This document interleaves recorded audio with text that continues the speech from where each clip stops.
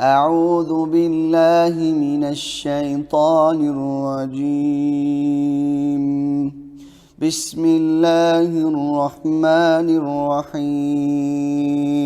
لا أقسم بهذا البلد وأنت حل بهذا البلد ووالد وما ولد لقد خلقنا الإنسان في كبد أيحسب أن لن يقدر عليه أحد يقول أهلكت مالا لبدا أيحسب أن لم يره أحد ألم نجعل له عينين ولسانا وشفتين وهديناه النجدين فلاقتحم العقبة وما أدراك ما العقبة فك رقبة أو إطعام في يوم ذي مسغبة يتيما ذا مقربة أو مسكينا ذا متربة ثم كان من الذين آمنوا وتواصوا بالصبر وتواصوا بالمرحمة أولئك أصحاب الميمنة